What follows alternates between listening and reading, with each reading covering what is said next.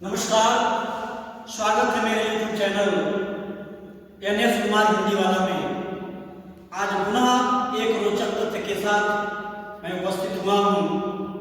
आज हम लोग वेदना और संवेदना में अंतर समझेंगे। बड़ी सूक्ष्म अंतर है, तो आइए समझने का प्रयास करें। ये वेदना शब्द है, ये संवेदना शब्द है, इन दोनों में सूक्ष्म अंतर है। तो वेदना का कहाँ प्रयोग होता है?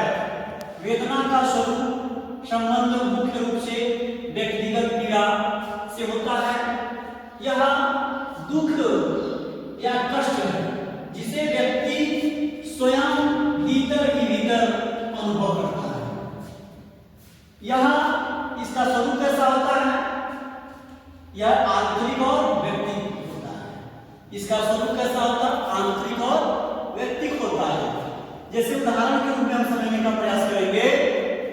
किसी के बिछड़ने से होने वाला कष्ट या असफलता के कारण मन में होने वाली तीव्र वेदना कहलाती है। इसमें हमने यह जाना, किसी के बिछड़ने, अलगाव से, दुराव से होने वाली या असफल हो जाने के बाद जो मन में कसक उठता है या टीस उठती है, उसी को क्या कहा जाता है? वेदना कहा जाता है।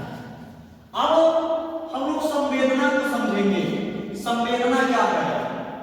संवेदना का जो दायरा है वेदना से अधिक और व्यापक होता है। जो हमने वेदना समझा, तो संवेदना का जो दायरा है वो वेदना से अधिक और बड़ा होता है। यह दूसरे के दुख को देखकर उसे अनुभव करने की क्षमता। संवेदना में दूसरों के दुख को देख करके उसको समझने की क्षमता है। जब आप किसी और की पीड़ा समझने लगते हैं तो वह संवेदना कहलाती है। संवेदना में जब हम किसी की पीड़ा को देख करके अनुभव करते हैं, समझते हैं, तो वह क्या कहलाती है? संवेदना कहलाती है। उदाहरण इसका क्या है?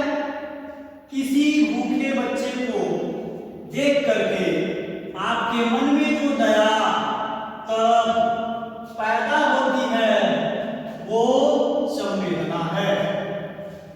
इसको और विस्तृत रूप से समझने का प्रयास कर रहे हैं तो वेदना हमें रुलाती है। वेदना हमें रुलाती है क्योंकि ये वेदना व्यक्तिगत होती है, जबकि संवेदना हमें दूसरों के आंसू पोंछने के लिए प्रेरित करती है या अनुभव कराती है कि दूसरा कोई व्यक्ति जो भूखा है, आंसू बहा रहा है, हमको प्रेरित करती है कि हम उसके आंसू को पोंछने का प्रयास करें। नमस्कार, राधे राधे। पुनः अगले वीडियो के साथ उपस्थित होंगे। तब तक के लिए राधे राधे।